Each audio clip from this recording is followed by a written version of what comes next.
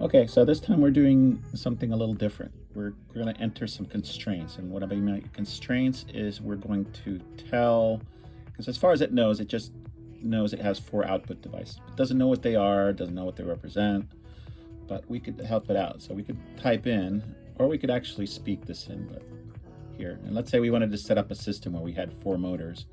So we could say motor 1 is GPIO 27, we could say motor 2, and there's no set punctuation or format. I'm just picking a format that would make sense to a human and you think might make sense to it. And I'm saying motor 3 is GPIO 25 and motor 4 is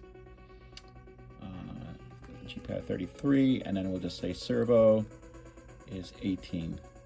And I think we already told that there. And so it's kind of redundant information. We'll just get rid of that. So now we're kind of telling it that these output represent motors.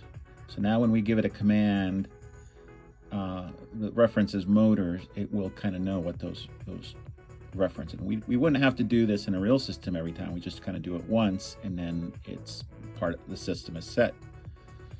So if this were, for example, your house, you would set up your rooms with your lights, all your appliances, whatever.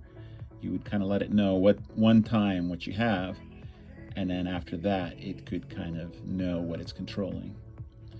So we're going to give it a prompt. This just came from our my PLC.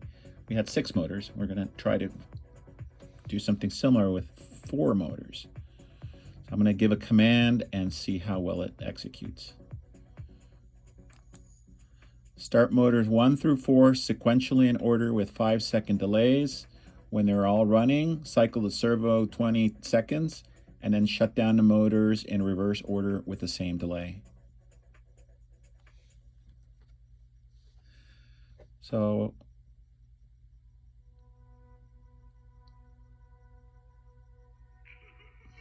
what we'd expect is to see the first motor turn on, which is represented by the red light. Start motor 1. And then every 5 seconds, Start another motor LED 2. turns on, which represents another motor. You can either see it here or here. Start motor 3. Start motor 4. You hear it's kind of calling out the operations. Motor 1 to 4 are now running. Cycle the servo. Now we're cycle the servo for 20 seconds.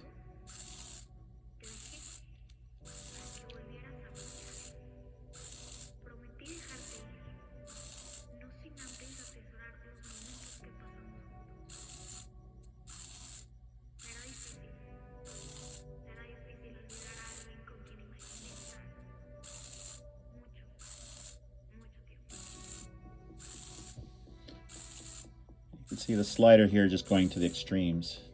One side, other side, one side, other side.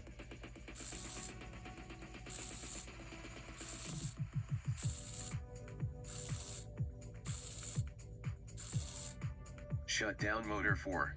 Okay, now we see the shutdown sequence. I said reverse order, and I said same interval, so it understood that to be every 5 seconds. Shut down motor 2. Shut down motor 1. Completed processing.